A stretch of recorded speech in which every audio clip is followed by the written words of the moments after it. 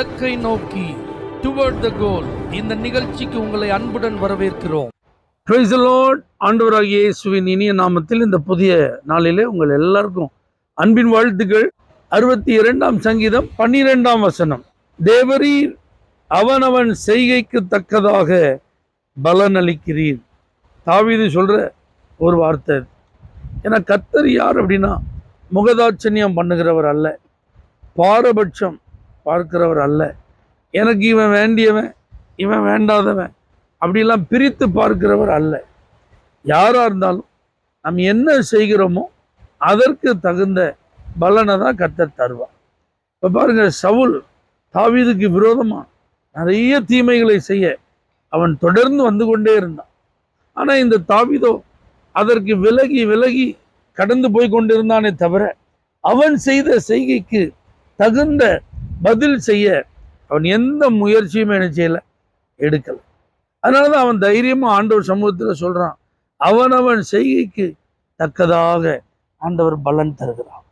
இஸ்ரவேலின் தேவனிடத்தில் அடைக்கலமாய் வந்த உனக்கு அவரால் நிறைவான பலன். ஏன்னா போவாஸ் வாழ்த்தும் போது நீ செய்த செய்கைக்கு தான் ஆண்டவர் பலனை தருவார் அப்படின்றான்.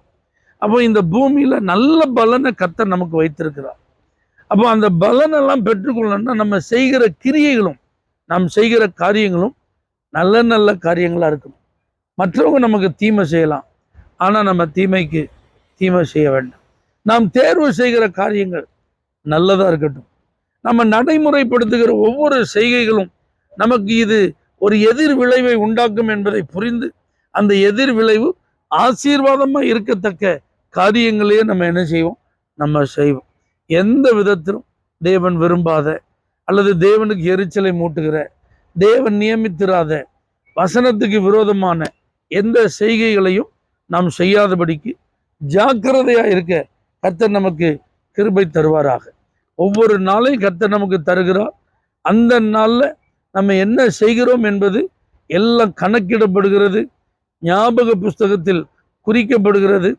அதற்குத்தான் நமக்கு பலன். அப்போ நம்ம தேவனுக்காக, தேவனுடைய ராஜ்யத்திற்காக, சபைக்காக, ஊழியங்களுக்காக, ஆத்மாக்களுக்காக ஆண்டவர் சொல்லியிருக்கிற ஒவ்வொரு காரியங்களை மனதில் கொண்டு நாம் செயல்படும் போது அந்தந்த கிரியைகளுக்கு தகுந்த நல்ல பலன்களை கர்த்தர் தருவார்.